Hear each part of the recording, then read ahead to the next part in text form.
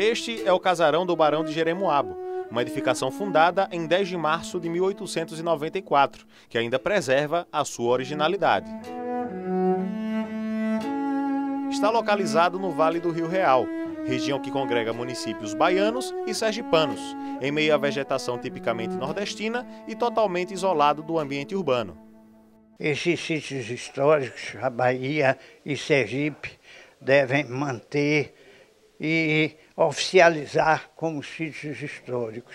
Aqui, como a origem de uma família que veio de Portugal e se estabeleceu em 1700 e até hoje tem os seus descendentes, como também a importância da independência, que aqui foi quartel no tempo de Labatu.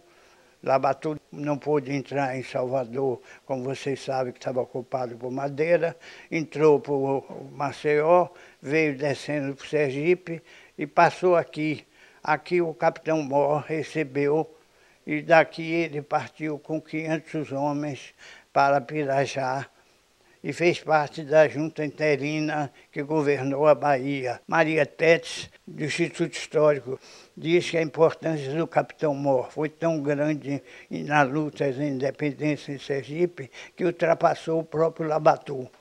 Isso está em livros que ela escreveu, era escritora e diretora de lá.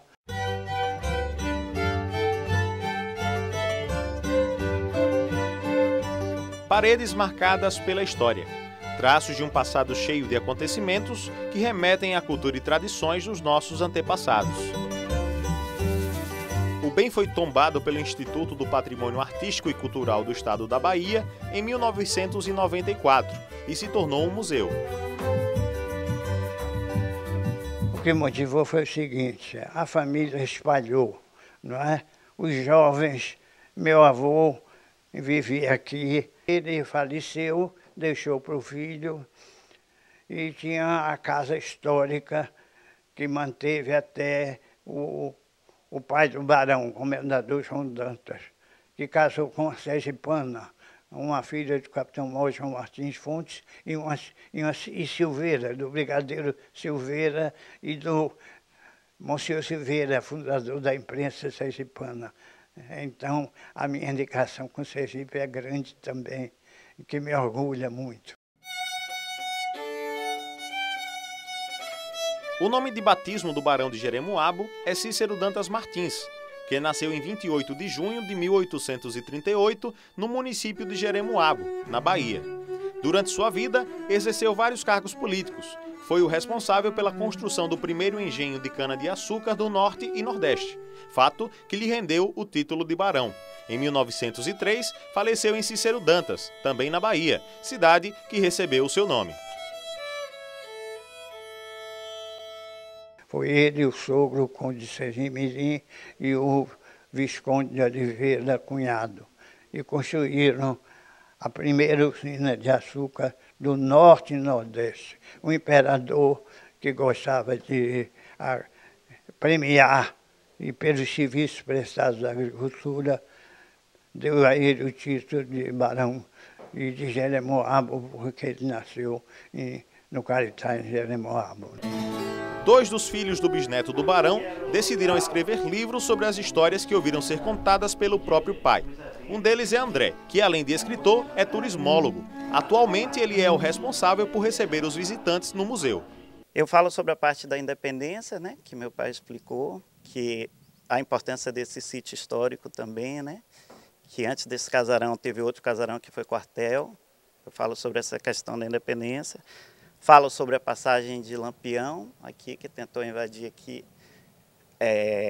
Foram 9 cangaceiros, né, que tentaram invadir aqui, mataram o administrador da fazenda, Zé Corrêa.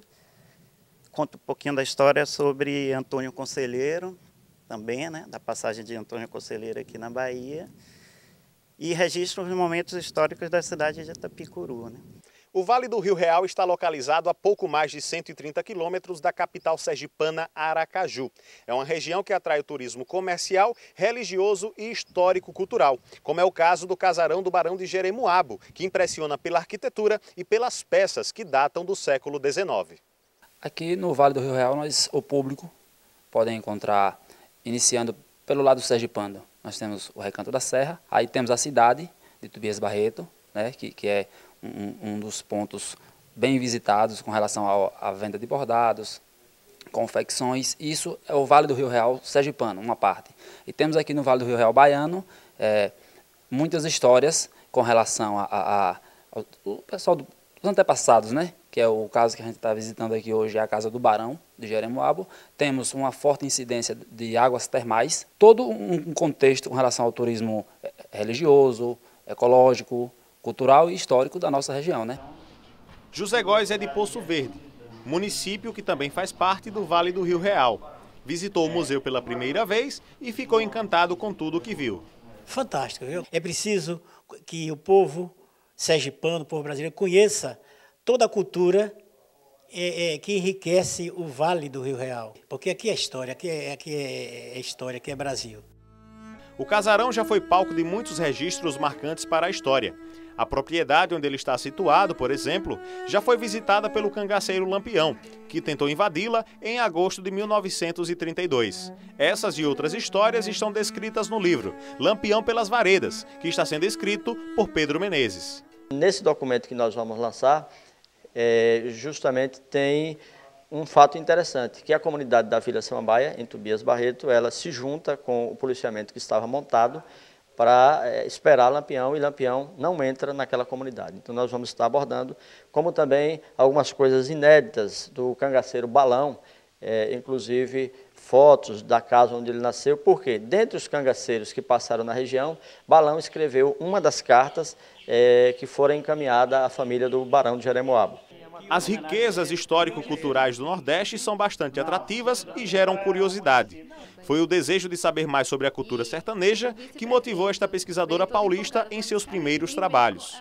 Eu pesquiso bastante sobre o cangaço, sobre os tropeiros e sobre os canudos, né, sobre o Antônio Conselheiro, a passagem dele por aqui e a passagem de Lampião também. Então eu quis conhecer como que era a Casa do Barão, para entender a história também do Barão, porque ele foi muito importante pela passagem da Bahia. Depois de conhecer mais sobre o seu objeto de estudo, Scarlett começou a enxergar o sertão de uma maneira bem diferente. A gente tinha aquela visão mais de pobre, né, aquela visão de pobreza. Quando eu vim para cá, eu vi que não tem nada disso. Ele é rico não só por terras, né, paisagens maravilhosas, mas também a história. A história aqui é muito rica.